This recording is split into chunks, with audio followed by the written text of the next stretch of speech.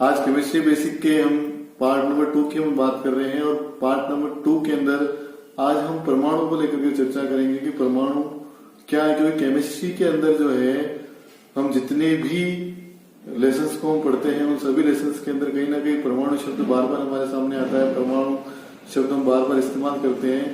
तो सबसे पहले हमें जानना ये जरूरी है कि वो परमाणु क्या होता है, उस परमाणु का अर्थ क्या है, परमाणु आया कहाँ से, उसकी डिस्कवरी किस प्रकार से हुई, किन किन साइंटिस्ट ने, किन किन वैज्ञानिकों ने और किन किन दार्शनिकों ने परमाणु के बारे में हमें बताया, परमाणु शब्द कहाँ से आया, इन सब चीजों के बारे में हम इस वीडियो के अंदर थोड़ी सी चर्चा करेंगे।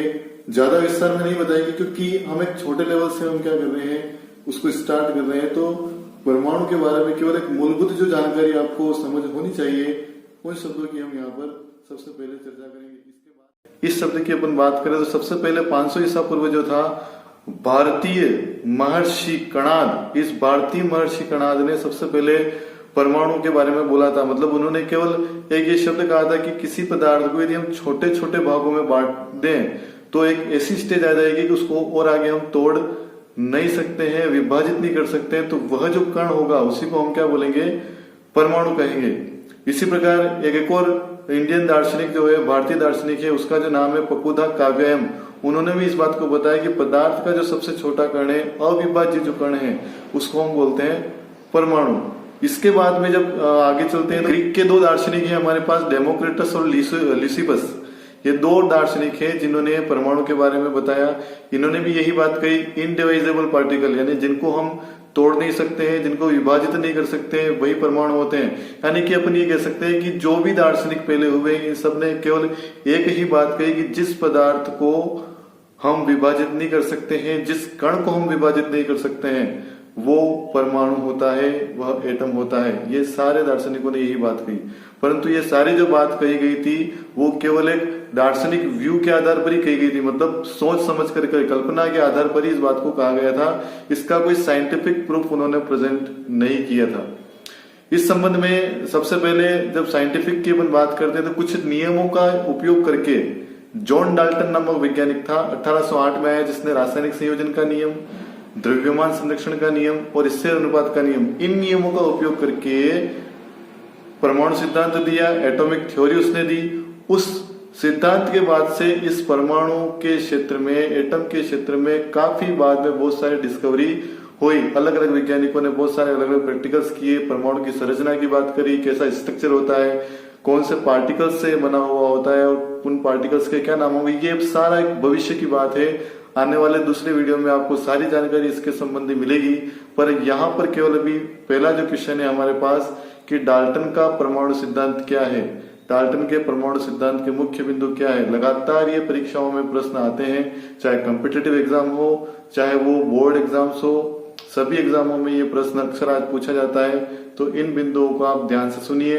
आपकी स्क्रीन के ऊपर भी लगातार ये बिंदु चल रहे हैं, उन बिंदुओं को आप देखते रहिए।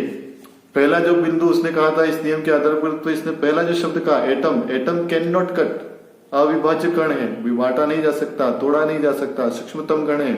पहला शब्द उसने ये कहा कि परमाणु अविभाज्य कण है, इसे हम और बारीक कणों में तोड़ नहीं सकते हैं। दूसरी बात उसने ये कही थी कि कोई भी जो एलिमेंट है, कोई भी जो तत्व है, उस तत्व के सभी परमाणु सेम होते हैं। यानी एक तत्व है, उसमें पाए जाने वाले परमाणु सभी समान होंगे। यदि तत्व अलग अलग है तो उसके अंदर पाए जाने वाले एटम भी क्या होंगे, अलग अलग होंगे। उनका साइज अलग होगा, उनका मास अलग होगा, उनका भार अलग होगा, सारे प्रॉपर्टीज डिफरेंट होगी। अलग अलग तत्वों में, अलग अलग एलिमेंट में अलग अलग प्रकार के एटम्स होंगे।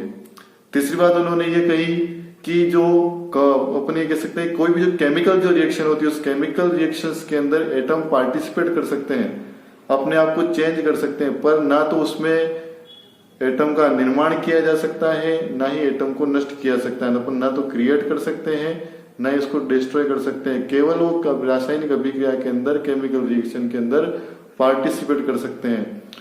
फिर एक और बात उन्होंने आगे बताई, स्थिर अनुपात के नियम के अनुसार कुछ जो एटम होते हैं वो आपस में कंबाइन होते जाते हैं और कंबाइन होकर के कुछ कंपाउंड्स का, कुछ यौगिकों का भी निर्माण वो करते हैं। ये कुछ मुख्य बातें इन्होंने डाल्टन ने अपने मुख्य परमाणु सिद्धांत के अंदर बताई। ये भी जो बातें हैं सारी केवल और केवल दार्शनिक व्यू, पॉइंट ऑफ व्यू से ही बताई, इन्होंने कोई प्रैक्टिकल नहीं किया, केवल अपनी सोच और समझ के आधार पर ये सारे बिंदु दिए हैं।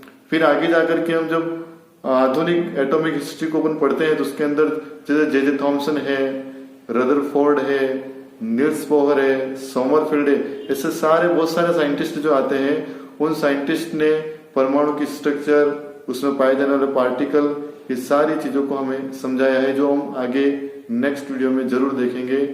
Thank you for watching my channel. धन्यवाद। इसी प्रकार आप साथ में बने रहिए